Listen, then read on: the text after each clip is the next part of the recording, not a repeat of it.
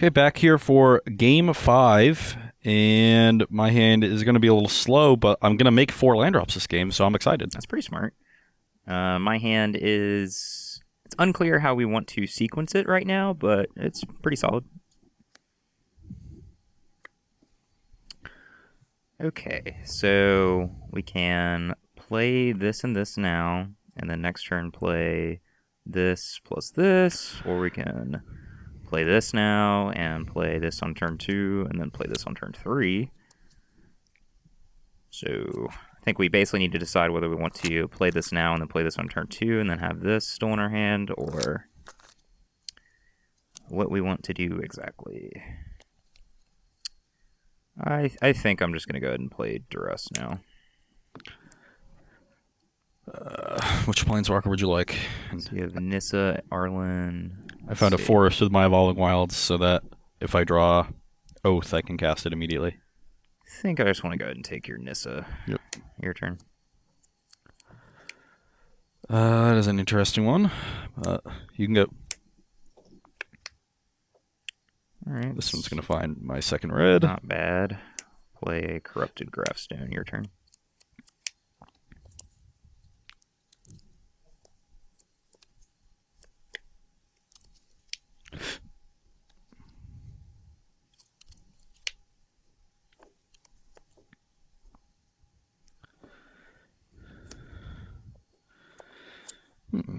And now I can play Game Trail, reveal Canopy Vista. Look at that beautiful curve. Doctor Engineer. Lands. Attack for 1. Yep, 19. You can go.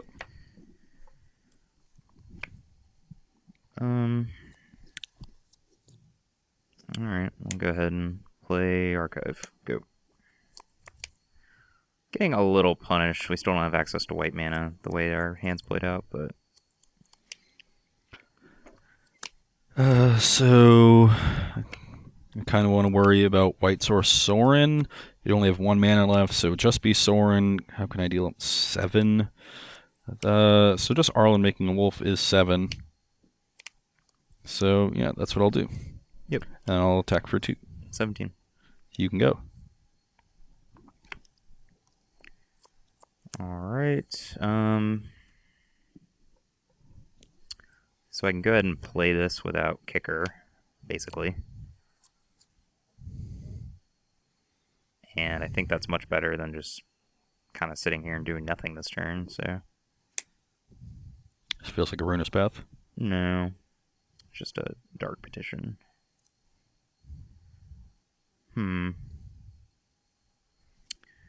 Yeah, I'll go ahead and play a Dark Petition.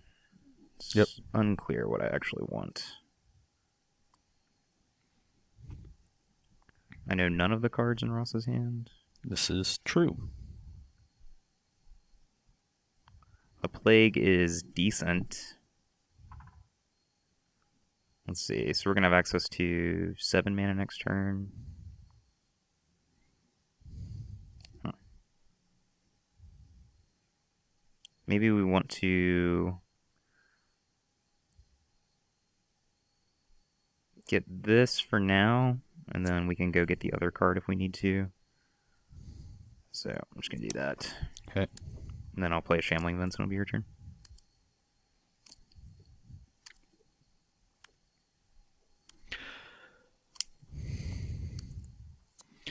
Okay. So we have a couple options, and I am sort of expecting a Virulent Plague after that Dark Petition. It's a nice cheap spell that Michael can play, and then do something else to just clean up the board, answer Arlen. If he would need a way to directly answer the Arlen to kill it, so I'm not that worried about leaving things back to defend it against the Vent, but I would like to play through removal spells on his next turn, so I think this is a good time to get this Evolutionary Leap down. Leave some mana up, and then there's no really need to bolt and leave the Arlen open, but I can plus pump my team and attack for 7. Yep. Brings you to 10. You can go. Evolutionary Leap is very difficult for a deck like this to beat.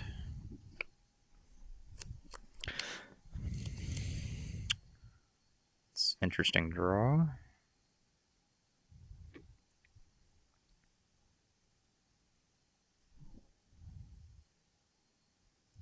I do think it's important that we just answer the board this turn, so I'm going to go ahead and play Languish.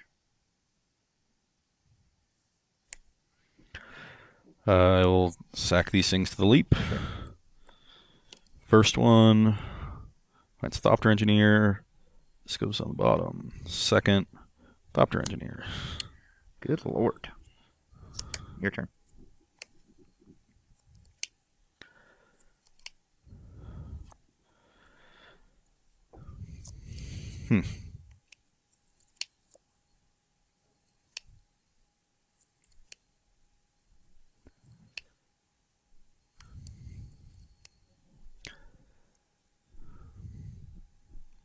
If Michael had Tooth Slaughter, he probably would have cast it on his turn. You have 3 cards? 3 cards. I can play either of these. Playing a Thopter Engineer lets me leave up Evolutionary Leap, but I have so many things that I'm actually not super concerned with leaving it up for everything until I draw some more lands. I almost feel like I'd rather just use my mana. And that means casting Pia and Kieran. Sure. Get some Thopters. Now I can bolt and flip my Arlen and get ready to make another wolf next turn. Arlen at 3 still can't be killed by the Shambling Vent.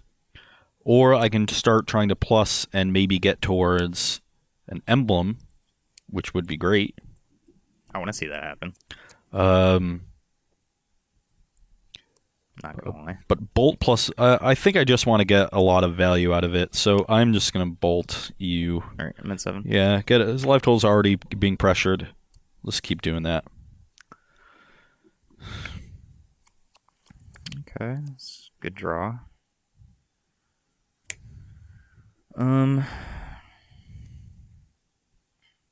Now I guess we just want to Virulent Plague, and then cast Kalitas.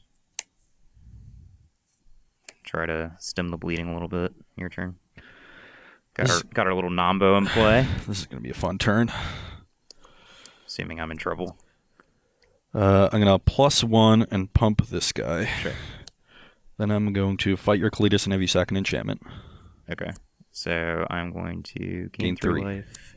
Then I'll attack for 4 10 to 6. and play a Hangerback for 1. Sure. You can go.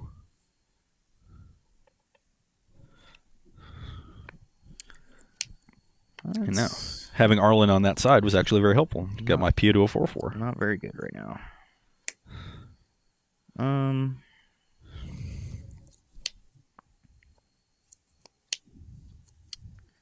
Let's see.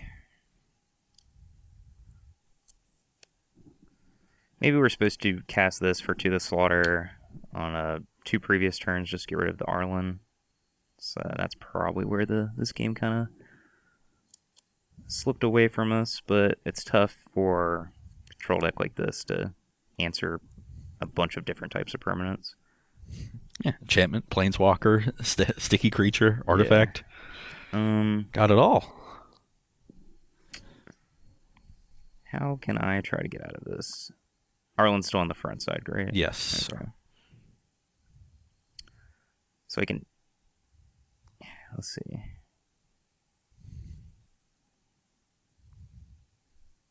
I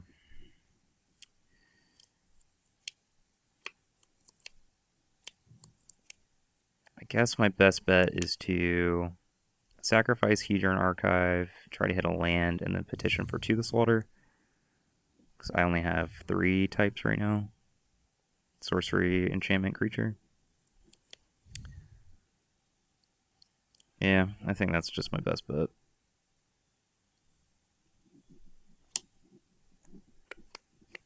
Alright, we bricked. What do I do now? I'm not sure I actually have any options that don't just kill me now.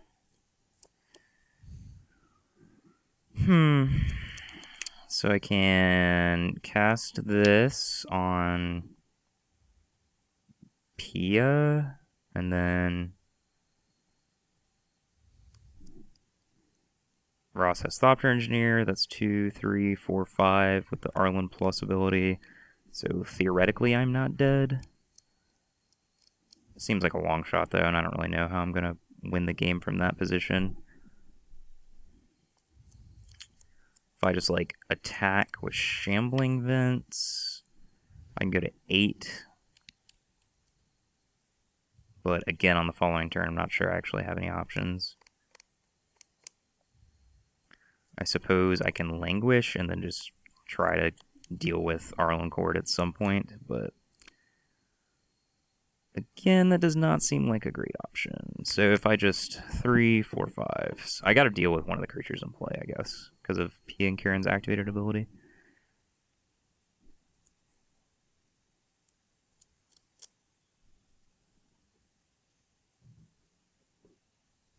Two, 3, 4. Yeah, all right. I'll just Declaration in Stone this. Your turn. Oh, actually, I'm just dead on board to the clue, because you can just sacrifice the clue. So I guess I have to target this. Yep. Okay.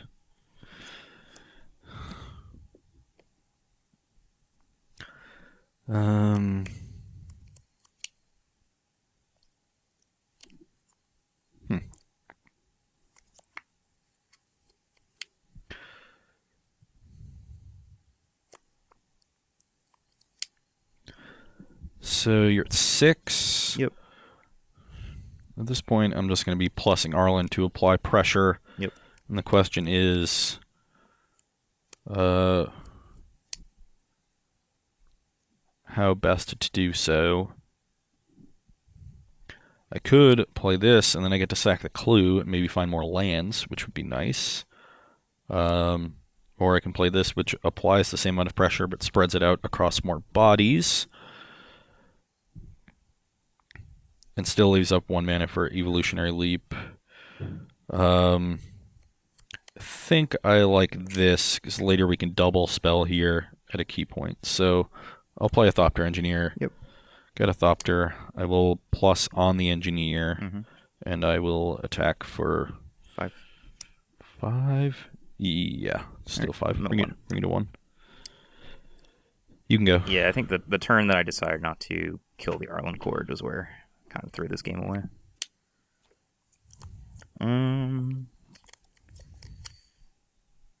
What can I do?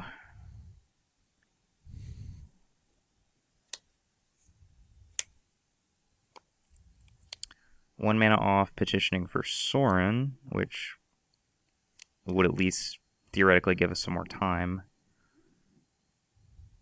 I can petition for Languish, but then Thopter Token plus Arlen Core plus Thopter Engineer, and Ross's hand is going to kill me.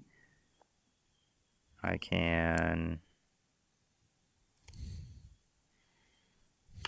Yeah, I'm just dead. Okay. Okay. Yep, I have no outs. Yeah, that's not a great hand. All right, back here for the conclusion of Black-White Control versus Naya Planeswalkers. Even though I was able to barely scrape by with the 3 requisite game wins, I think there's a lot of problems with my deck. Yeah, I mean, it has the problem any incredibly reactive control deck has, where a different spread of permanents can be a problem, and you're so bad at closing the game that you let the top of your opponent's deck be a lot more live than it normally would be. Yeah, just like losing game 2 was embarrassing is the word that comes to mind. Yep, definitely embarrassing. Having 2 Planeswalkers in play for several turns and just like killing all of your things, and at one point you like double Dramoka's commanded your Thopter Engineer to like hit Sorin for 2 more points of damage, and like and then you just untap to wipe my board, and I your still Sorin just play. lost to Chandra. Like, it's just but Shambling Vent did a lot of work. Shambling we'll Vent, say that. Shambling Vent is great. It did a lot of work. Creature lands are very, very powerful. Specifically Shambling Vent, because it gives like more like slower slanted decks, control decks, a means to put yourself out of reach. Yeah. So like even in like 1 or 2 of the games, maybe even if you had top deck to Chandra, like the fact that I was at like 8 or 10 instead of 6 makes her far less threatening, and then maybe I can like claw back in again and like answer her and then start to chip shot my way back to a favorable life total. But just like as an incidental win condition and as a buffer, Shameful Event is awesome. As you alluded to, the fact that I can't really like close the game properly before the top of your deck catches up with me is sometimes an issue. Sorin Grim Nemesis is weird. He's very powerful, but his +1 ability is not as good as it looks, I think. I'm inclined to disagree. I thought Sorin was really impressive in those games. Just being at 7 loyalty, the turn it comes down after you +1 is just such a gigantic number. It's almost impossible to attack down normally. In like one hit, yeah. Yeah, unless you're really far behind, in which case you're probably just minusing on something on their board, gaining some life when they attack, and that's also good. I was generally impressed by Sorin, and we saw in the games where you're able to land Obnexus or Sorin on an even board, you got really far ahead, and then in that last game you were unable to do that because I applied some pressure early, and you just never would have done anything other than draw one card and have it die. Yeah. That they were not good. But Sorin being able to reasonably come down even when you're a little behind, +1, and then not die to their attack, because you should keep them below 7 power, I think is really important. Yeah, I agree with that. I guess my issue with it is like when you directly compare Sorin and Chandra Flamecaller, their immediate direct impact on the board, either as far as pressuring your opponent or like stabilizing the board, there's just a tremendous difference. Yes, that is, and as a 6-mana Planeswalker, you do want to affect the board, and that is Sorin's sort of primary weakness. Which I don't think you'll see it as a major linchpin of a lot of decks where it's a 4 of, but I think you'll see it as a 1 or 2 of pretty often, and it'll be effective in that role. Sure. But yeah, not impacting the board really limits the amount of impact it can have. Your 6-mana Planeswalker needs to have the impact of a Chandra or an Elspeth, Sun's Champion, to really be something you're going to play 3 or 4 of in your deck. Yep. As far as the Naya deck goes, I didn't have problems hitting my colors for the most part. There were 2 games where I just didn't hit land drops, so I think 25 was probably one too few. I would add another land, and it would certainly be a red source of some kind, because there's enough double red cards, and that was the one game where I eventually hit lands, but was still on 5 lands without double red, was awkward. So I'd add another red source of some kind, and definitely play a 26th land. I think the cards in the deck are good. Obviously, like, just Virulent Plague is going to be an issue, and I don't expect many people to play them in the main. I mean, I was just experimenting. It was kind of a weird strategy that I was employing. The card that I would say a card that generally impressed me and has been impressive when we've tested it outside of these videos has been Thopter Engineer. Agreed. That card's just surprisingly good. Very subtle. It doesn't look like much, but yes. Like the 1/3, the 3 toughness is really important because it kind of like brick walls all the ground creatures, including like Sylvan Advocate, Reflector Mage. Really important when you have your 9 Planeswalkers in your deck to be able to lock up the ground. Your 1/1 is still a relevant clock that can, when it's paired with even more pressure, it starts to become insurmountable. With when it's Pian Kiran, with Hangerback, with Nissa, it is a card that is like barely above the threshold of power level by itself, and just synergizes very well with a ton of other cards in the format. Haste is just a ridiculous keyword. Yeah. That's really what it comes down to. Yep, Haste is great. And the card I think I was least impressed with was Arlen, actually. Really? The card, I had a lot of them in my hand, and I just didn't really want to cast them. The 2/2 body wasn't great, because you just had a bunch of Shambling Vents. And even normally, like the 2/2 died to Virulent Plague, and so the 2/2 bodies weren't great. It would be a lot better, obviously, if you had the option to flip it. Because the one thing I really want to do is just spit out a bunch of 2/2s with it. Sure. And having to do that every other turn and needing to -1 to keep doing it puts a limit on how many times you can actually make a 2/2 before you have to start using the +1s.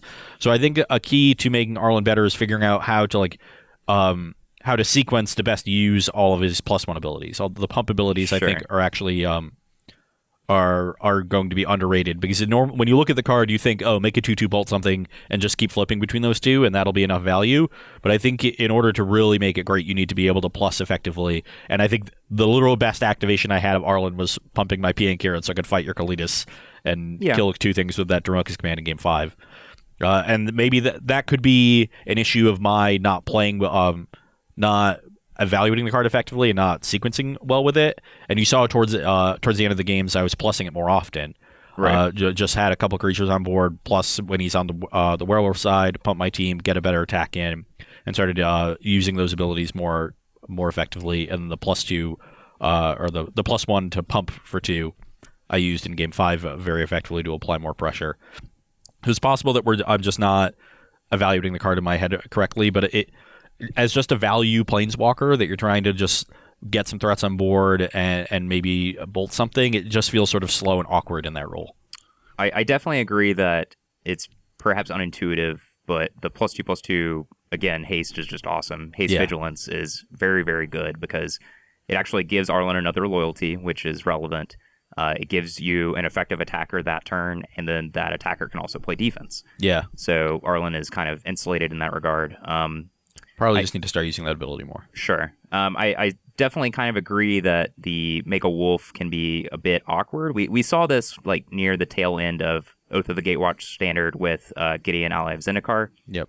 Where just like playing a Planeswalker and making a 2/2 is not as good as it used to be just because of the presence of stuff like Sylvan Advocate and Reflector Mage. Just these like commonly played 2 and 3 drops that have 3 toughness. Even Thopter Engineer can, brick off that 2/2 token fairly effectively. So like they're not particularly relevant anymore. Yeah, and Arlen, relative to Gideon, is coming in with 1 fewer loyalty, and most things that are in play by then are about 2 power in this format. Mm-hmm. And when you attack Gideon with 2, they can like crack back for 5, and that exchange can maybe get them ahead, and then they put a board down. When they attack the Arlen down to 2 after you make a wolf, so it's on the werewolf side, now it's on 1, the best you're going to do is just cash it in for a bolt and trade for their guy. So it's just not... It's not doing enough in those exchanges for me to be that impressed with it, which makes me want to start using the plus abilities much more often. Yes, I think that what you're describing is exactly an argument for play patterns that encourage the +2/+2 haste vigilance because, again, another loyalty, you have another blocker, and you've hit your opponent for more damage. Yeah.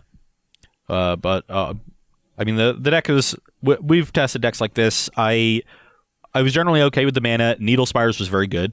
Yes. As I expected in a matchup like this. Creature lands are just...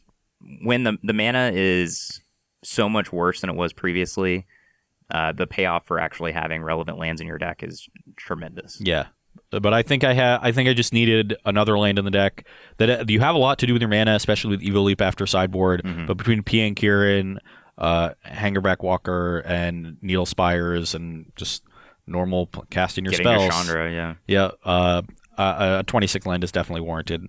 That was didn't get it perfect on the first try. Sure. I lied to everyone. I'm sorry. How did you feel about your white splash, like the Dromoka's Commands, Angelic Purges? When we came into the video, I definitely agree that like base red green it has issues just because cards like Archangel Avacyn and even like Hangerback Walkers are just so difficult for red green removal to deal with. Yeah. So like your movement towards white, even though he didn't play against those cards in my deck, but those are cards that are a big part of the format. So, like, do you think that the white was worth it, so to speak? Yeah. So I think you can make the mana work with just the light white splash. And having played with red-green versions of this deck and just got brick-walled by a Hangerback Walker and Avacyn and things like that, when you're just sitting with like Roast in your hand that just doesn't do a lot, I think the white removal spells just match up so much better against the cards in the format that if you can make the mana work, I think it's worth it. And the gain of Needle Spires is huge. Sure.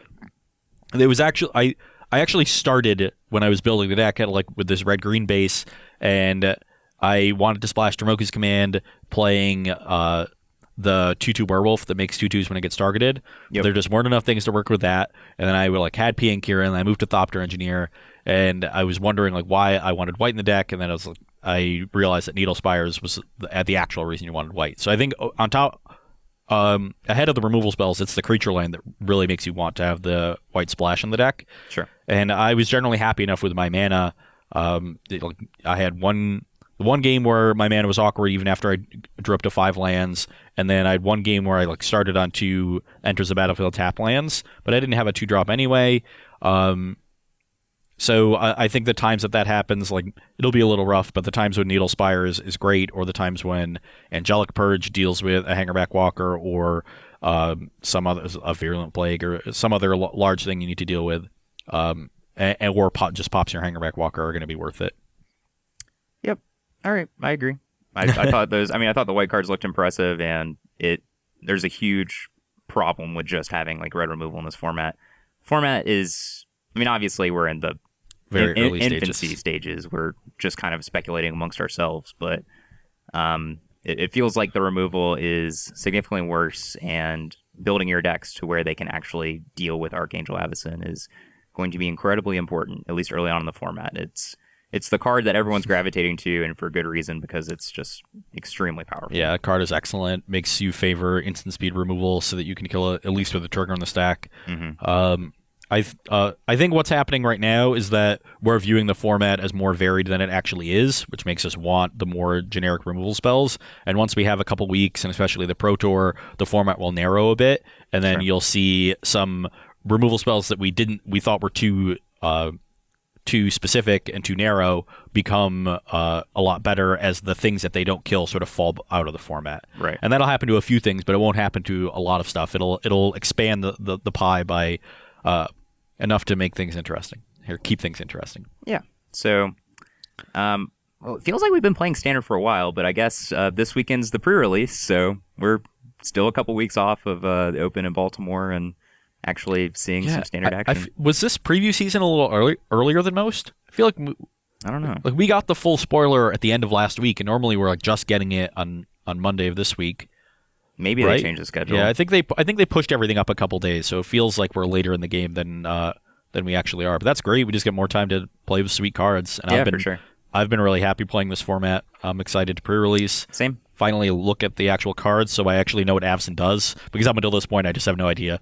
She does it a just lot of says things. Win the game every single time. Well, I don't know about that, but she definitely has a lot of abilities, and even Arlen Cord is not the easiest card to play with when you're having to scribble. Well, we'll have to play with Avacyn next week, but yeah, we should probably do that. Pre-release next week. I'm sure we've got something awesome happening at Star City Games.